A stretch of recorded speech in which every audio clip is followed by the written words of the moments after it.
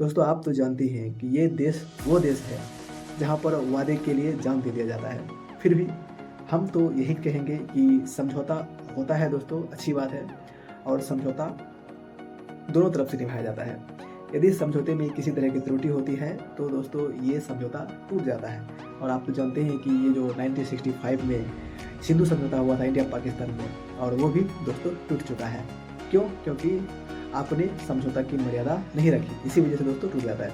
वही बात है, यदि रूस के कभी कभी फ्यूचर में जाकर के ऐसी कोई हरकत करता है जिससे भारत के आत्मा को ठेस पहुंचे या भारत के लोगों को ठेस पहुंचे, तो वो समझौता टूट भी सकता है। हेलो दोस्तों, स्वागत है आप लोगों का हमारे यूट्यूब चैनल गोडसे प्रजापति में। दोस्तों इन दिनों आप जानते हैं कि रूस और भारत के बीच रेलोस समझौता हुआ है, RELOS। दोस्तों इस समझौते में भारत जो है अपना सैन्य शक्ति और जो एयरबेस है वो, और रूस भी अपना दोस्तों सैन्य शक्ति, एयरबेस या बंदरगाह वगैरह, ये सब दोस्तों क्या करेगा, समझौता करेगा दोस्तों। या जब भी समय होगा या जब भी कोई संकट आएगा या जब भी कोई इस तरह की विपत्ति आएगी, ताकि वो इस चीज़ का इस्तेमाल कर सके दोस्तों। और दोस्तों ये फ्यूचर की दृष्टि से देखा जाए तो सही भी है, क्योंकि जिस तरह का जो इस अभी जो समय चल रहा है कि रूस यूक्रेन वॉर और अमेरिका का दोस्तों ये टेढ़ापन, चीन की तिरछी आंखें, जो कि चीन जानते हैं कि अरुणाचल प्रदेश पर अपना बार बार कब्जा जताता है। वो तो हमारे विदेश मंत्री जयशंकर ने उसको क्लियर कट ये बात कह दिया है कि रूस ये जो मतलब हमारा जो अरुणाचल प्रदेश है वो था, है और हमेशा रहेगा। ना ही इस कंट्री के लिए, इस कंट्री से बाहर के भी जो लोग हैं वो समझ ले। तो दोस्तों ऐसा एक क्लियर कट कह दिया है। बट आप तो जानते हैं कि कोई यदि विदेशी ताकत इस चीज़ का ऐलान करता है तो वो दोस्तों किसी न किसी स्ट्रेटेजिकली कहता है, और वो दोस्तों इस पर वो तैयारी भी कर रहा होता है। वही बात है। और इस सैन्य समझौते से दोस्तों ये एक बात तो तय हो गया कि जब भी कभी ज़रूरत पड़ेगा तो रूस हमेशा तैयार रहेगा, और जब भी रूस को ज़रूरत पड़ेगा तो हम भारत के सैनिक भी तैयार रहेंगे। और वो इस इंडियन ओशन में कोई भी कारोबार कर सकता है, अपना ट्रेड कर सकता है। और हम भी दोस्तों वो आर्कटिक ओशन में कोई भी ट्रेड कर सकते हैं, इससे हमारा मार्केट और भी बढ़ेगा और हमारा देश और भी मजबूत होगा।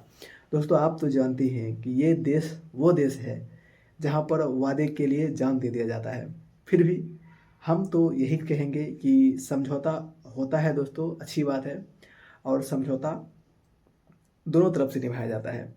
यदि समझौते में किसी तरह की त्रुटि होती है तो दोस्तों ये समझौता टूट जाता है। और आप तो जानते हैं कि ये जो 1965 में सिंधु समझौता हुआ था इंडिया पाकिस्तान में, और वो भी दोस्तों टूट चुका है। क्यों? क्योंकि आपने समझौता की मर्यादा नहीं रखी, इसी वजह से दोस्तों टूट जाता है। वही बात है, यदि रूस के कभी कभी फ्यूचर में जाकर के ऐसी कोई हरकत करता है जिससे भारत के आत्मा को ठेस पहुंचे या भारत के लोगों को ठेस पहुंचे, तो वो समझौता टूट भी सकता है। लेकिन हमें ऐसा नहीं लगता है दोस्तों, क्योंकि एक समय था जब युद्ध हो रहा था इंडिया पाकिस्तान में, तब दोस्तों अमेरिका ने धमकी दी कि अपना सैनिक वापस लो, नहीं तो हम अटैक कर देंगे। उस समय दोस्तों रूस ने ही हमें उस वक्त मदद की थी और हेल्प की थी, जिस वजह से अमेरिका दोस्तों कुछ उखाड़ नहीं पाया था। और आने वाले समय में दोस्तों वही एहसान का बदला हम लोग भी चुका देंगे, और उसी एहसान की वजह से हम अब तक दोस्तों रूस से मित्रता निभा रहे हैं और रूस के साथ हैं। इस वजह से दोस्तों अब जानते हैं कि इंडिया मतलब कि रूस और यूक्रेन में जो वार हुआ था, इससे रूस पर यूरोप ने सैंक्शन लगा दिया था। फिर भी दोस्तों इंडिया ने उससे ट्रेड करता रहा, इंडिया ने उससे जो है ऑयल खरीदता रहा, तेल खरीदता रहा, और उसकी इकोनॉमी को धक्का नहीं लगने दिया। इससे दोस्तों ये चीज़ तो एक साफ हो गई कि भारत की जो है फॉरेन पॉलिसी काफ़ी क्लियर है, वो किसी विदेशी के दबाव में नहीं आ सकता है। इसका अपना एक फॉरेन पॉलिसी है, उसके हिसाब से ये काम करता है। और दोस्तों आने वाले वक्त में ये समझौते से ये होगा कि जो चीन हम पर बार बार अपनी तिरछी आंखें दिखाता है, उसको दोस्तों हम मुंहतोड़ जवाब दे सकते हैं।